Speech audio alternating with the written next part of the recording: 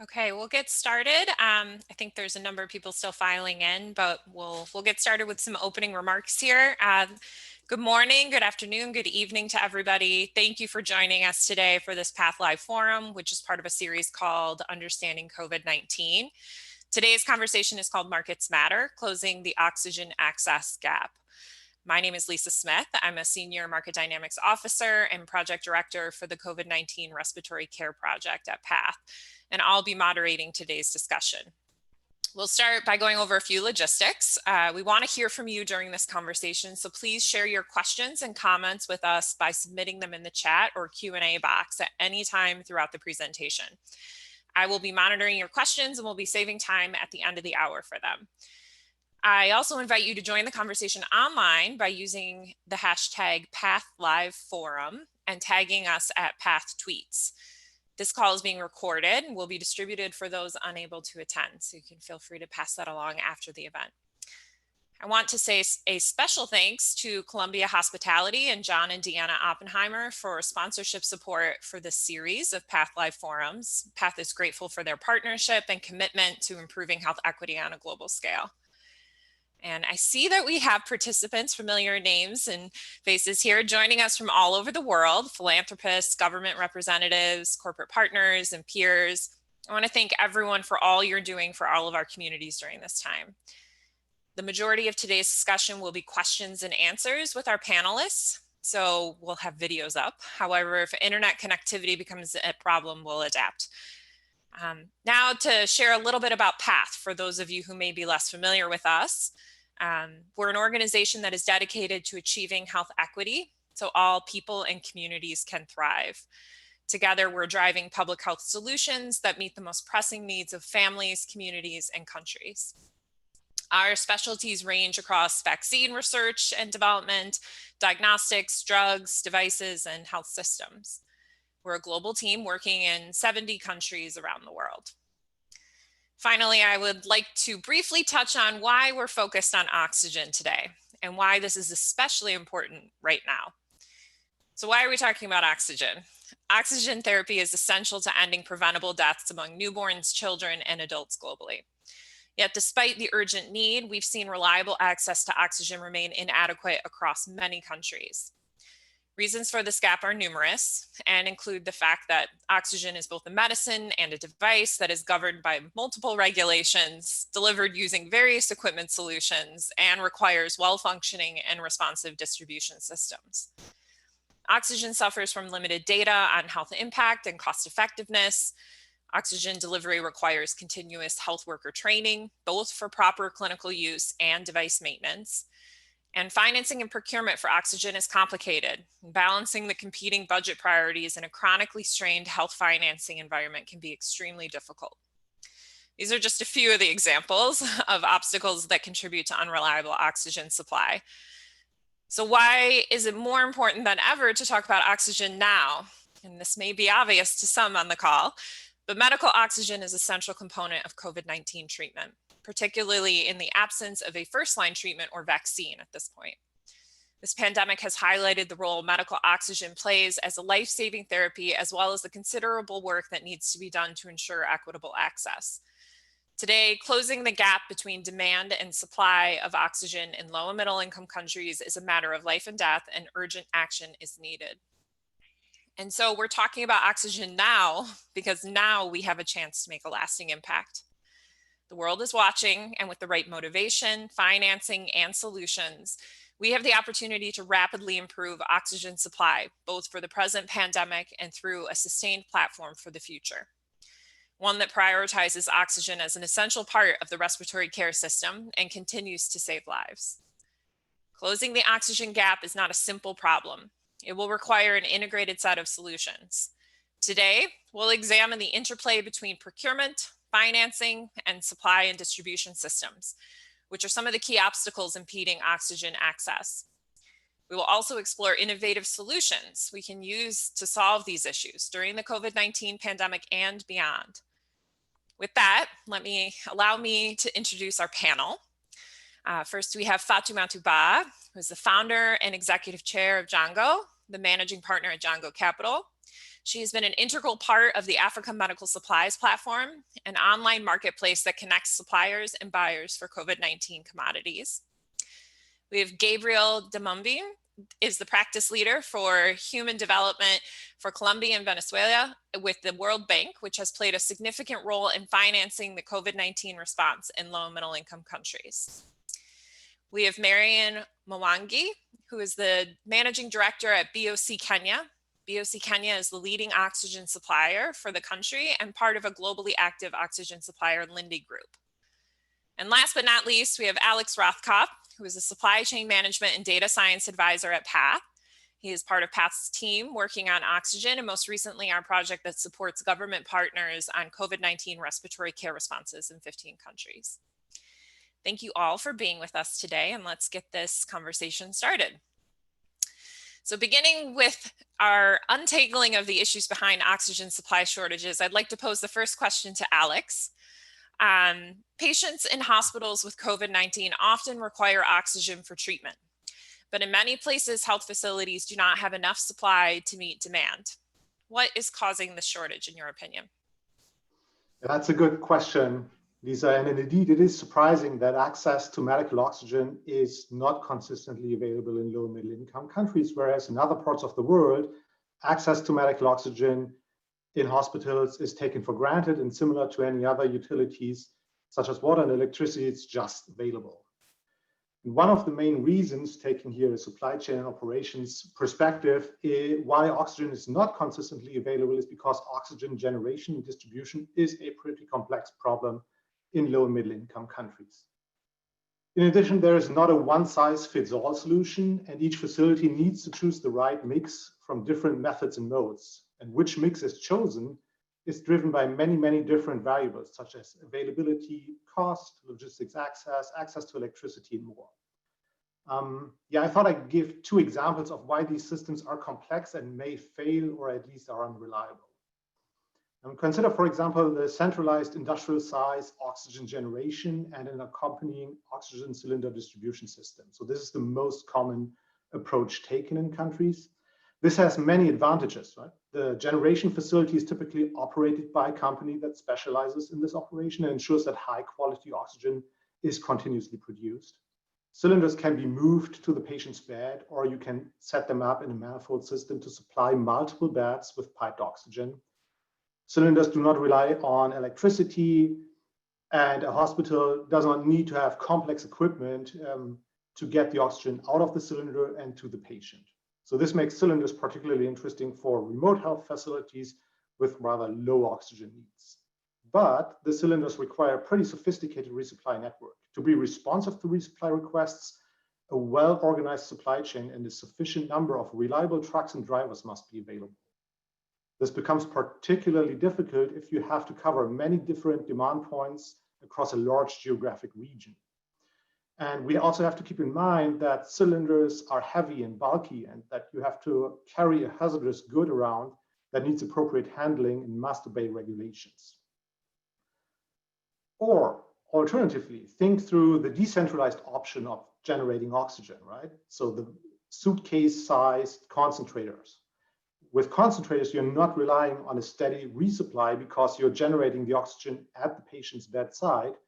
You don't need a lot of complex equipment beyond the concentrator itself to get the oxygen to the patient. But you need infrastructure at the facility. The concentrator relies on continuous availability of electricity with low fluctuation to not burn out the circuit boards. And you need to ensure that you maintain this rather delicate piece of equipment pretty regularly. Certain parts, like the filters, must be exchanged, other parts must be maintained, and you need to be able to repair it. For that, you need a trained technician and access to spare parts, which is a supply chain problem of its own. So if you consider these two examples, and there are also additional methods out there for delivering oxygen, it shows the complexities and the many pieces that have to come together to actually make oxygen consistently available and uninterrupted available in a country. Thanks, Alex. Those are really good points. I think knowing about the supply chain considerations and infrastructure related considerations are critical in selecting the right products for oxygen supply. I'd like to shift now to Marion. Marion, what has been particularly difficult in establishing reliable oxygen supply and distribution in Kenya? Can you tell us a little bit about that? Yes, I can. Kathleen, thank you very much. Very happy to be on this panel.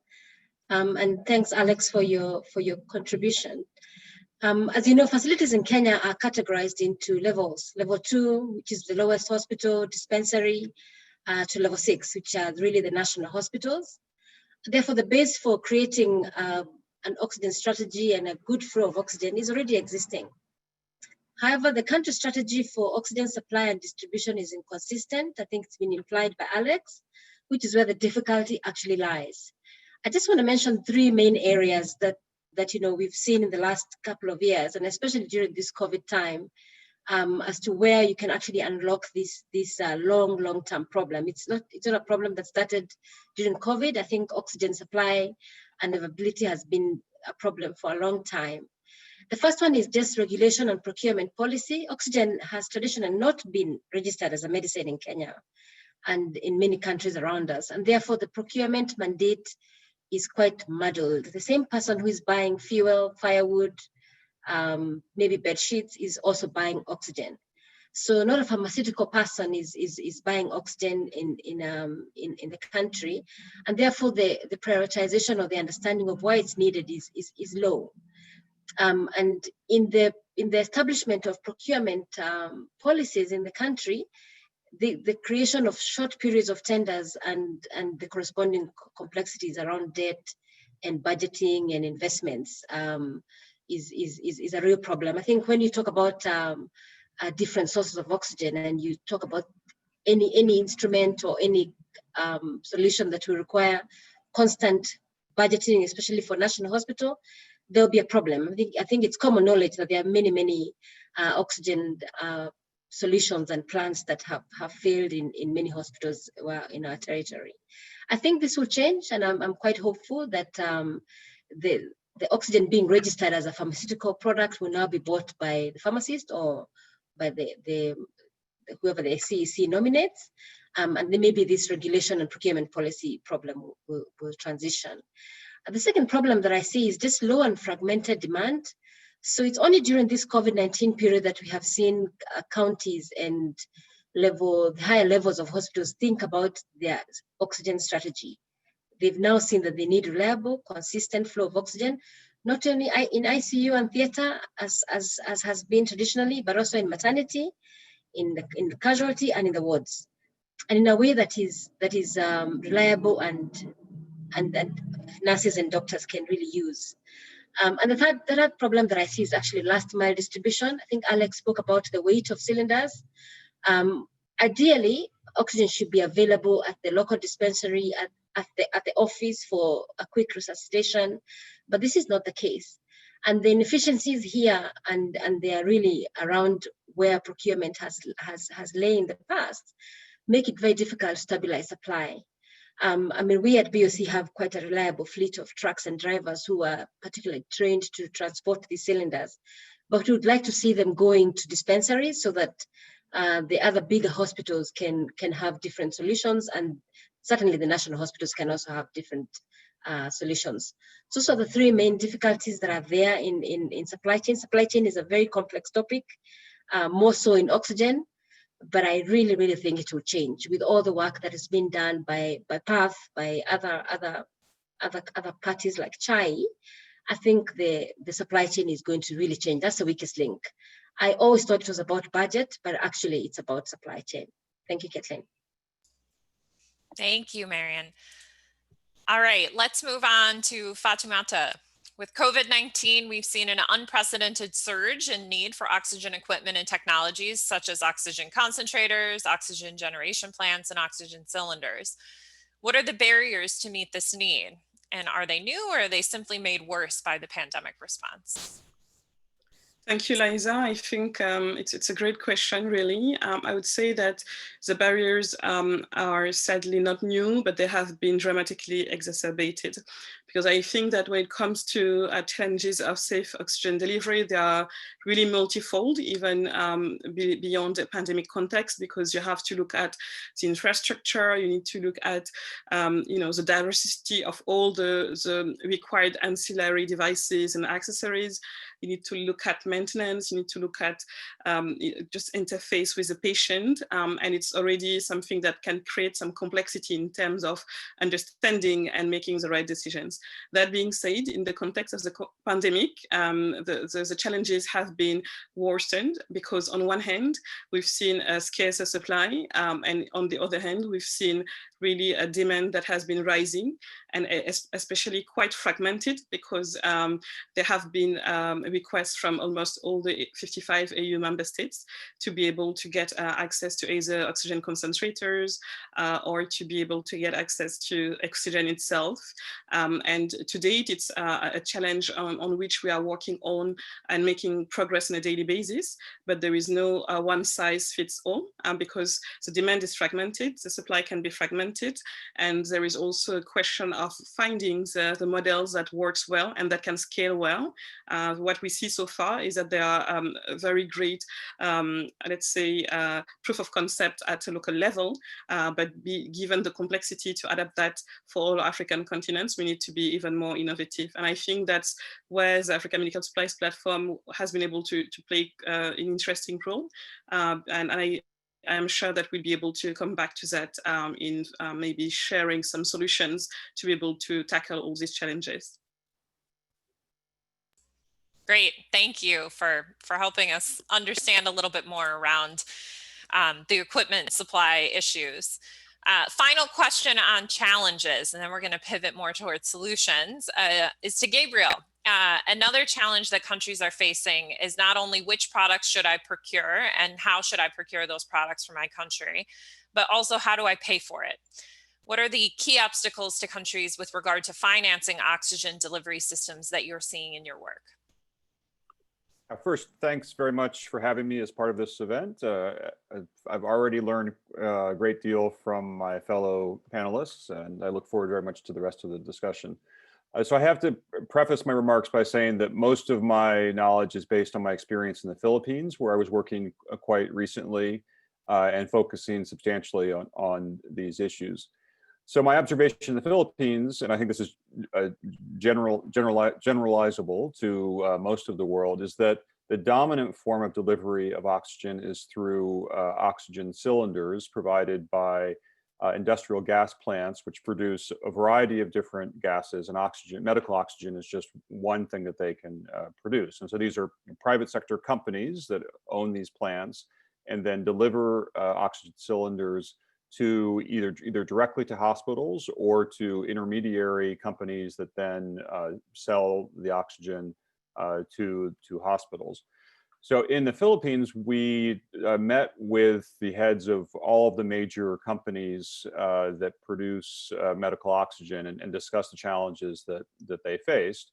And I mean, one thing they said is that they have a capability to greatly scale up the production of medical oxygen as needed, because they're producing a variety of different gases, and they can just shift more production to oxygen as demand increases. The challenges that they face are largely that they have individual contracts with individual hospitals. So in the Philippines, mostly public hospitals, and those public hospitals, so they procure oxygen and then write individual contracts with those companies. So many of those hospitals face procurement challenges, which Marion mentioned. So they don't have, going through this fairly technical procurement is difficult. And the payments to those companies are inconsistent. And I understand this is a general problem around the world. So those companies, although they're able to deliver medical oxygen, without that consistency, they can't schedule and plan and be sure that they can deliver oxygen regularly. Now, in terms of the financing, that financing comes from the central government. So the financing problem is one that's of general public financial management for the country as a whole. So I think I would highlight, it's not a question really of having enough money overall for the government. It's that the central government adequately budgets and manages the finances which are available for health overall, including for oxygen. Yeah, thanks for pointing that out. I think that's an important distinction. So before we transition to solutions, I'll try to sum up some of what I heard from the panelists just now. I think, Gabriel, the things that I heard from what you were saying is that, you know, the bulk oxygen plants are a common solution in some parts of the world, and that there the key is really around contracting and procurement and assuring reliable financing, reliable payment on time. It's not always a question of if there's money, it's just making sure that those flows are efficient and effective. Fatoumata, I heard you talking about, you know, some of these equipment issues are not necessarily new. They've just perhaps been made worse by COVID-19 with equipment scarcity and available financing, that those are important things to keep in mind as part of this pandemic response. Marian, I think those 3 points you made were really important. Regulation and procurement policy, that we're procuring for health commodities and that those are inherently different than procuring, you know, for wood or other components that you might need for everyday use. Also, the low and fragmented demand being a challenge, that you've seen some shift in that during COVID-19, but that is usually a consistent issue. And of course, the supply chain, I think validating some of what Alex opened us with, which was around, we need to think about that in oxygen, the product selection process is particularly complex because there's lots of different choices. You can buy a plant, you can buy a cylinder, you can buy a concentrator. They all have different infrastructure related requirements and cost considerations, of course. And so thinking that process through in line with what might be available at a health facility by way of available electricity or technicians to service equipment is really important. There needs to be that matching process. But that, you know, the secondary component is that depending on the type of equipment, you're going to have supply chain considerations, whether it be for maintenance, spare parts, consumables, or for cylinders, which, as you and Marian both highlighted, I think have much more of an intensive supply chain consideration. So thank you, everybody, for helping us frame up some of those challenges. We're going to transition now to where I think we'd like to be, which is solutions. So let's talk about what can be done to address these challenges. So I think starting off again with Gabriel, the bank has prepared a powerful response to COVID-19 by creating a COVID-19 financing facility. How is this mechanism helping to ensure oxygen access? And where have you seen this financing mobilized for oxygen access particularly well? Yeah, thanks. So the World Bank overall has last March 3rd created a $12 billion funding mechanism to address urgent needs associated with COVID. And that includes a wide variety of things associated with health. And then actually just a couple of days ago, we announced a new $12 billion funding for vaccine procurement and delivery. So what does that mean? It's probably good to give sort of World Bank 101. So the World Bank lends out money to lower middle income countries. For lower income countries, these are highly concessional loans, so loans at extremely low interest rates. And then for middle income countries, we lend at what's essentially market rates, but generally on quite good terms. The advantage to the World Bank's financing is it's available to address the urgent concerns that countries have, and it comes along with technical assistance from the World Bank. So in particular for COVID, we have what we call bank facilitated procurement, where we have our procurement team in DC has worked very closely with governments around the world to help them be able to access the supplies and equipment that they need in these very constrained markets to address challenges associated with COVID. In the Philippines in particular, we had a $100 million project around COVID health response, which I was leading. And as part of that, we looked very carefully into what we could do around oxygen. So oxygen is part of the overall funding mechanism for that project. And we haven't actually spent any money yet on oxygen. And that's basically because the Philippines has been pretty successful in I wouldn't say overall suppressing, but at least managing the COVID epidemic. And we have, so there are still cases growing, but they're at a fairly low level.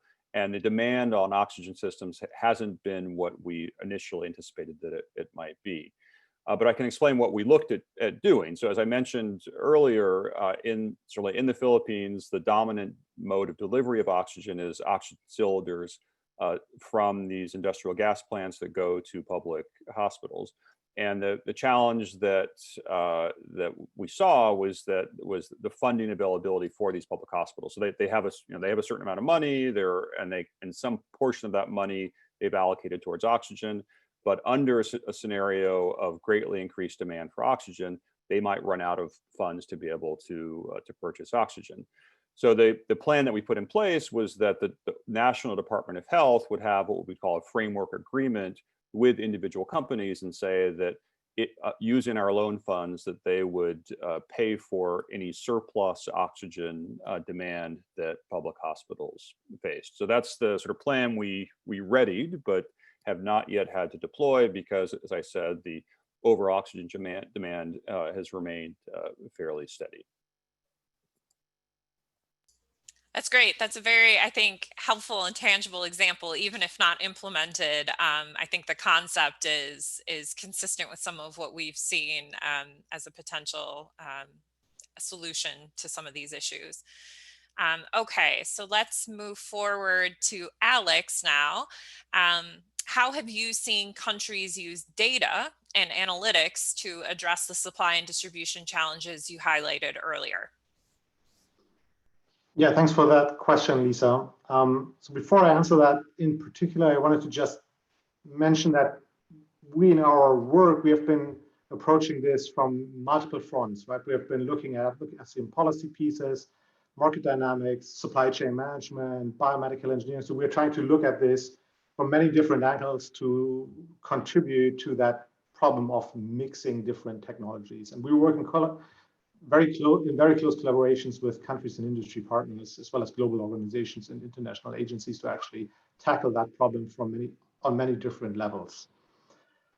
In general, when we're talking data, oxygen as an essential medicine suffers from very low data availability and quality to do appropriate planning. So if you compare that to availability of data for other programs such as vaccines or tuberculosis or malaria, where you have consistent access to reliable data, even in low and middle income countries, the information here is just far lower. But we believe that we even with imperfect and scattered data, we can still do a lot to support more rigorous decision making. And we've been innovating in that area for a while with different tools. I just wanted to mention one because we've been talking a lot about supply chains. And we got a lot curious about this complexity in supply chain. So what we've done is we developed a manufacturing and distribution network design model. That model uses health facility level demand estimates, current oxygen supply infrastructure information, such as the locations and cost estimates for oxygen plants, oxygen storage tanks, various oxygen delivery models that are currently employed by the public and the private sector in a specific country.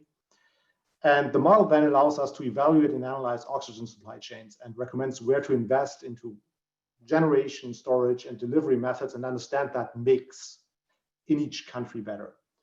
We've been using that tool to answer different questions, essentially. So the tool can recommend where to locate and use, for example, a mid-sized oxygen plant with a cylinder delivery model to fill supply gaps in a country, if that's a question. It can also tell you where a country should rely on large gas companies to supply gas cylinders to meet oxygen needs. And this information can provide evidence and information for a more structured contracting mechanism that benefits both sides. So that's something that Marion mentioned just in Kenya, for example. The model can also evaluate and recommend where to locate different size liquid oxygen storage tanks, right? Which would be a solution for larger hospitals. If you can reach them well, that's an option for bigger oxygen companies to actually use bulk oxygen supply. So the information from that model can address very different decision makers' information and needs, right? So for example, it can help the Ministry of Health to think through different oxygen generation, delivery, and storage options and yeah, provide inputs to a countrywide oxygen investment plan. That's kind of how we envisioned that initially when we developed the model.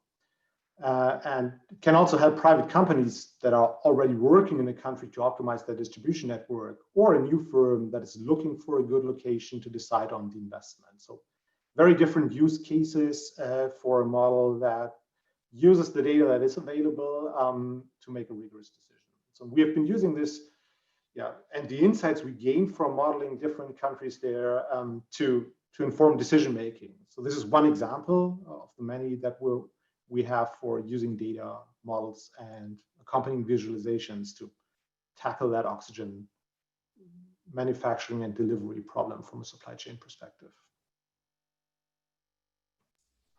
Great, thank you, Alex. Okay, and then moving back to Marion, how has BOC creatively addressed the main supply and distribution bottlenecks for medical oxygen? Or where might there be opportunities to innovate further? Thanks, Caitlin. BOC has been in this market for about 80 years. So the healthcare terrain and development of healthcare around oxygen and other gases is well known to colleagues. In fact, oxygen decisions that have been made by the bigger hospitals, level 5, 6, are well known to us, and the ones that have worked well and the ones that haven't worked well. We generally supply medical liquid in VIEs. We also do cylinders, and we also have concentrated solutions and home care solutions as well. So our creativity has really been around meeting the needs of the customer, so to speak, and advocating for consistency in 3 ways. One of them is just education and capacity building. I think you mentioned it in your introduction, that knowledge is power. So medical professionals have been very responsive when they understand the different sources and possibilities they have to create decent work, save lives, and focus on their core activities when they stabilize their oxygen strategy. And we've done capacity building, including basic housekeeping like 6S, just to help the hospital run their operation better and have simple ways of repairing whatever equipment that they have on site. The second creativity we've done is just allowing the hospitals to right size and align what they need. So many hospitals take what is available. I'm conscious that this forum has many people from different backgrounds. So when you go to a hospital, most hospitals and most professionals know actually what they need, but many times they take what is available and what is given to them. So I think as supply chain becomes established, they will be more direct in finding a good solution, and they'll be more committed to sustaining that solution when they adopt it. So giving them the opportunity to be a 200-bed, then you need this kind of solution. A 5-bed hospital needs this kind of solution is really what we should be doing as professionals in this area. And the last one is, I do agree there's a lot of innovation around central sourcing and just being closer to bigger areas and allowing those bigger hospitals to serve the various levels that they're there, because the levels are established. Oxygen should ideally be available in my home local dispensary, and the inefficiencies that we mentioned earlier are the ones that just make these challenging. I'd just like to mention that there's enough opportunity for everyone. There's enough room for creativity in this whole area, because the awareness of how important oxygen is has been quite high during these COVID times.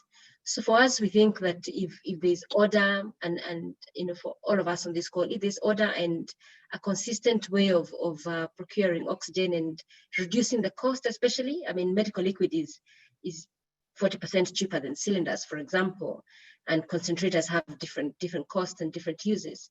So if there's order in the market, then the solutions that come to the hospitals will be as the ones that we see in other countries. I've been looking at many countries and what kind of sources of oxygen they rely on, and I think there's a lot that we can adopt and have a hybrid for our people. Thanks very much, Kathleen. Yeah, thank you. All right, and then to our last panelist on this solution set, Fatoumata, as an Amazon-like procurement marketplace for countries, how has or could the African Medical Supplies platform improve oxygen procurement for buyers? Thank you very much, Liza. I do believe that there are several areas that we covered as challenges that can be, let's say, further unlocked or improved through the use of something like the MSP. The first thing is really access to the essential supplies. And for instance, we have been listing oxygen concentrators, pulse oximeters, and all supplies that are required to be in use for a good oxygen therapy.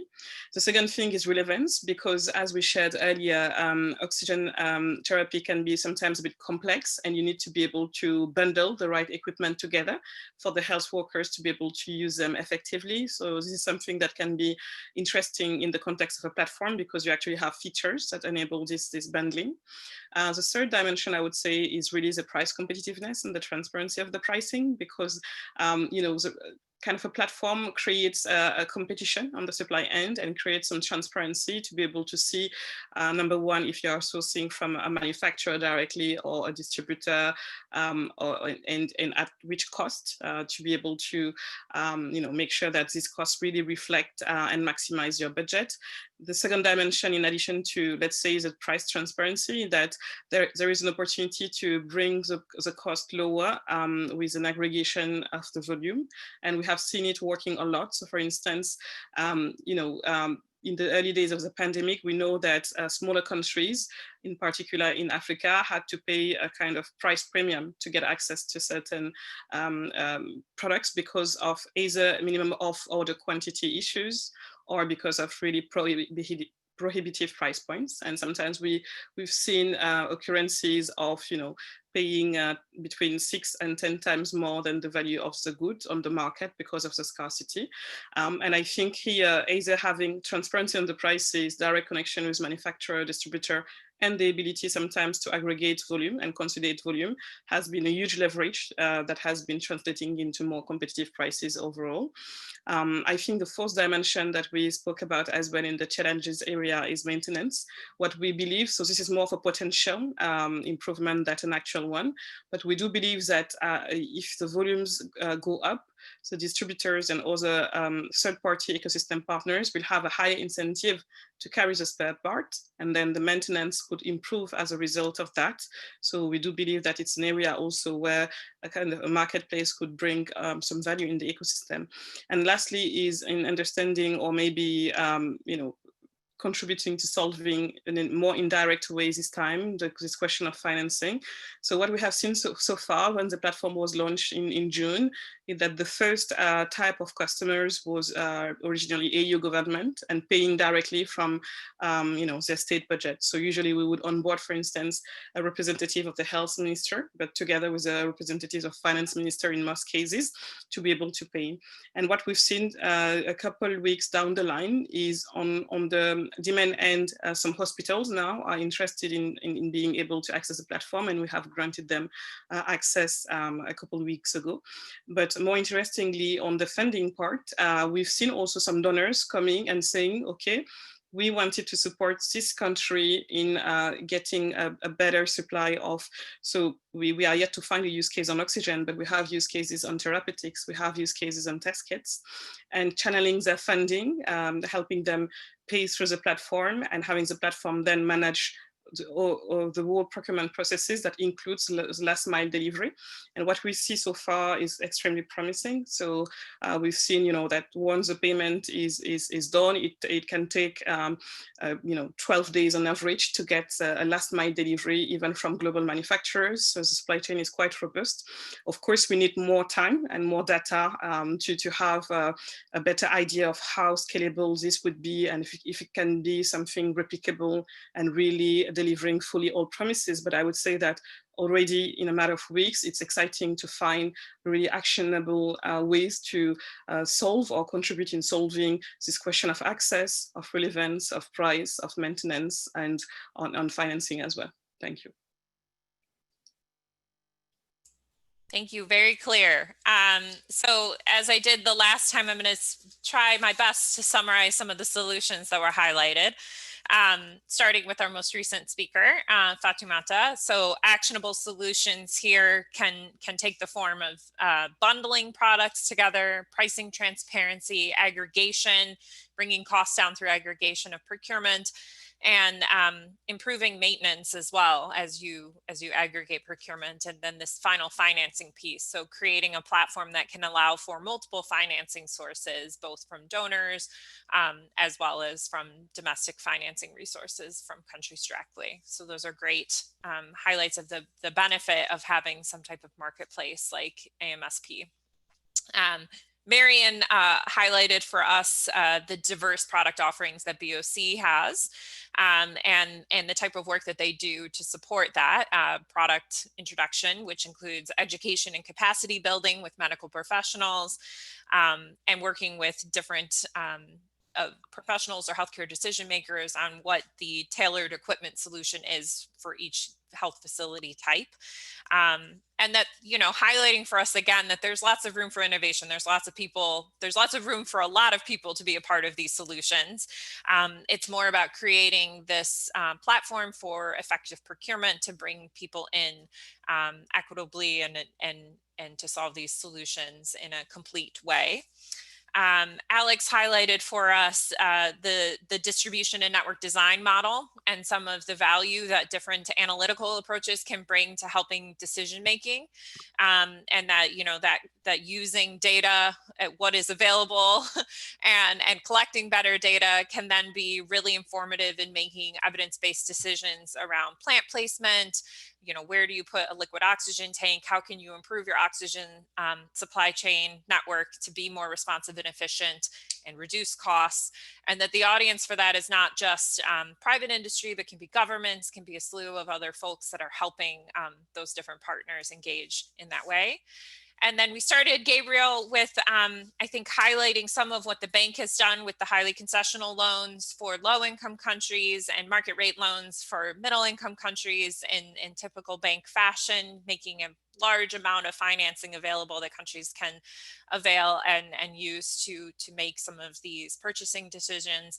I think in a less traditional but important way, the bank also brought bank facilitated procurement to the table for COVID-19, which has shown, I think, some strengths and promise there. And then provided us with the specific example of the Philippines, where an investment hasn't necessarily taken place, but there was a lot of thought that went into how to structure something should the COVID-19 cases really ramp up.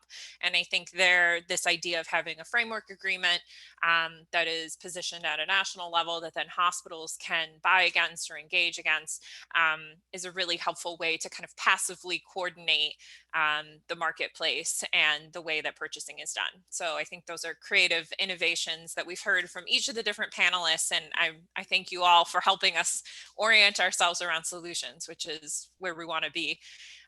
Now I'd like to pivot to our audience questions. I want to make sure we have some time for them. We've gotten a lot of great ones in the chat over the course of the last 45 minutes. So let's dive into some of those. First question I'd like to pose to Marion. Can you talk about the trade-offs between supply strategies that use bulk liquid oxygen in a hub and spoke model and those that rely on trucking cylinders from centralized plants? I don't really know that there's a trade-off that we can speak of and say that's the benchmark. But what we've seen with private hospitals is they usually have 3 levels of supply.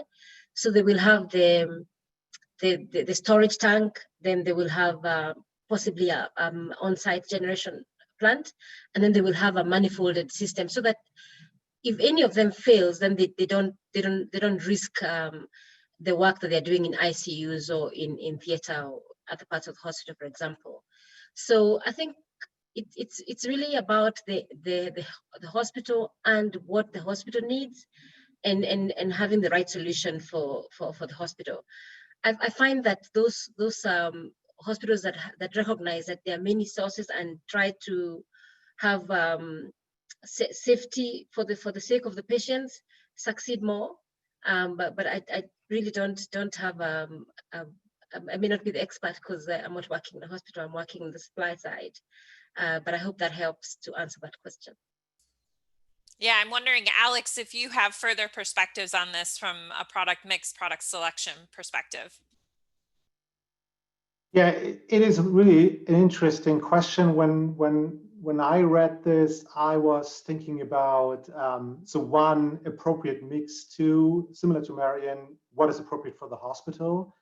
But I was also thinking about like scale and volume that you can achieve, right? So a liquid oxygen is probably more attractive to a large hospital that consumes a lot of oxygen, because there you need like substantial flow, what you may even not be able to supply with cylinders just because the throughput is high.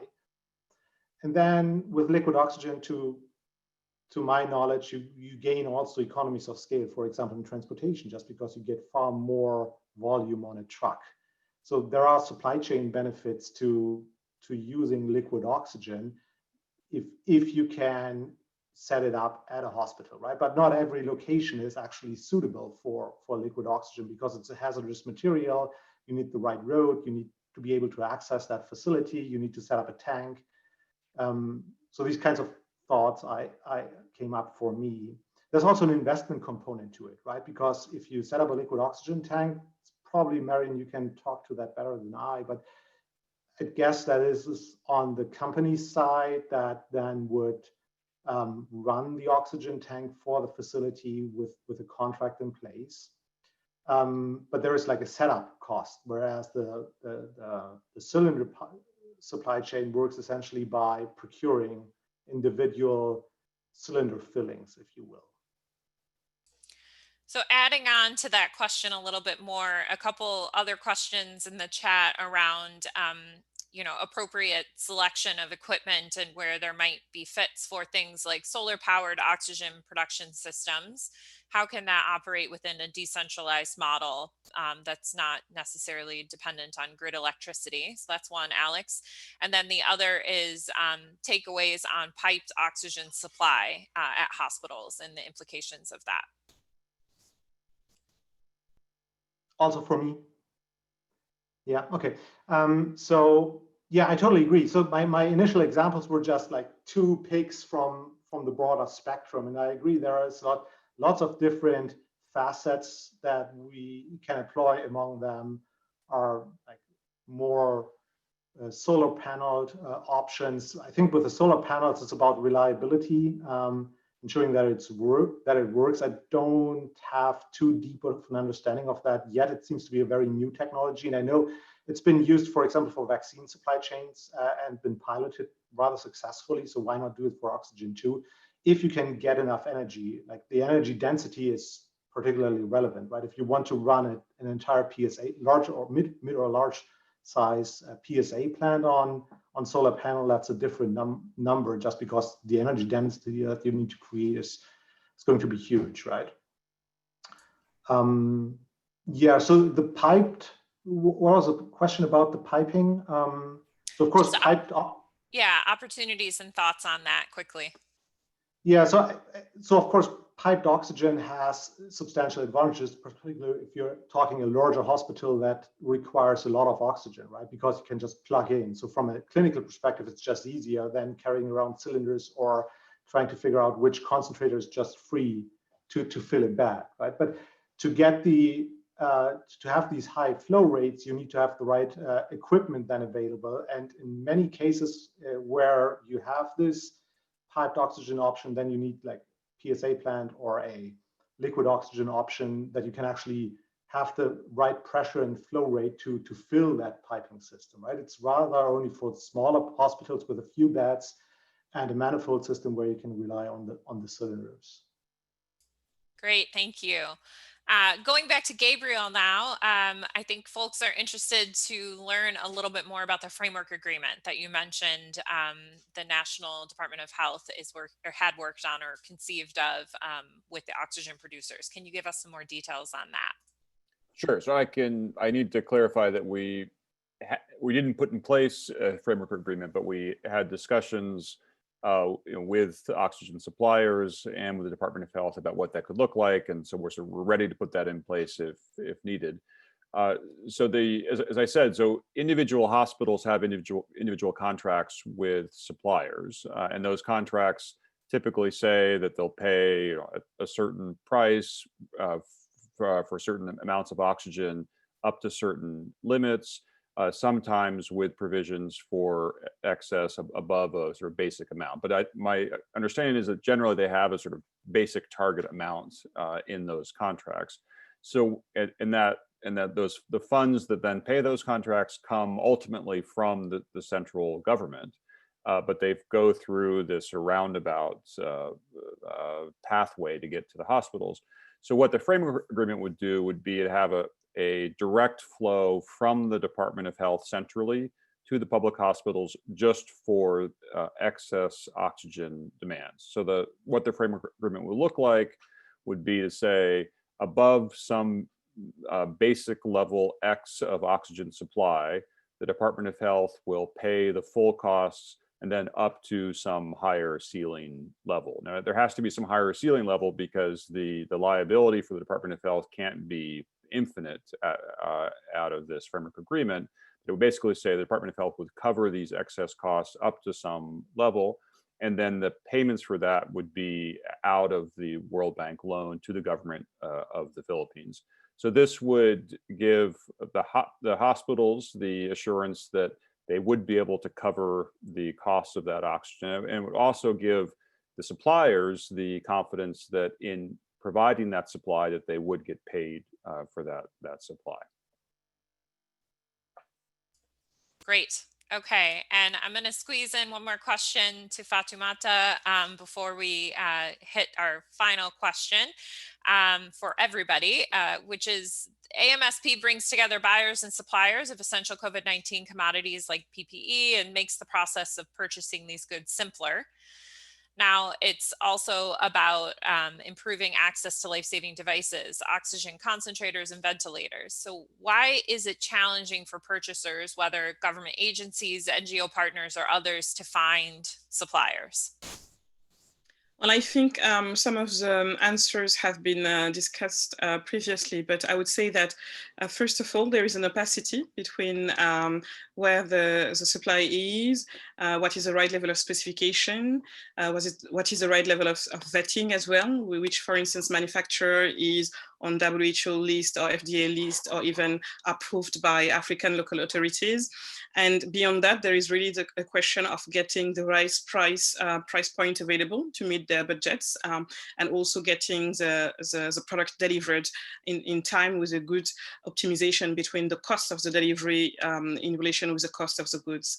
And when we started the AMSP, we worked hand in hand with the Africa Center of Disease Control and Prevention to be able to have two things really outlined. The first thing was understanding the demand side of things, and the second thing is understanding the level of specification that will work, because I think I've seen it also in some of the comments. It's not only about sophisticated hospitals, it's sometimes about rural infrastructures, and you need to be able to cater for sometimes emergency response even if you don't have an electricity available, these kind of things. So once this work was done, the challenge was really then to make sure that we have a smooth payment process, because as you can imagine, there is scarcity, there is time pressure, so the manufacturers have to be paid on time, paid in a consolidated manner. And for that reason, we had a partnership, and still have, and very proud to have a partnership with a bank, Afrexim Bank. And what they do is twofold. Not only they can pay very, very quickly, so they pay in 3 hours in their SLEs after the money is made available, but two, they also come with some financing options. So they built an overdraft facility that enable to bridge any funding gap, whether it is a short-term one between the approval and the disbursement, or whether it is a longer term one. And they actually have been supported by some foundations, leading foundations, to be able to expand the guarantee available.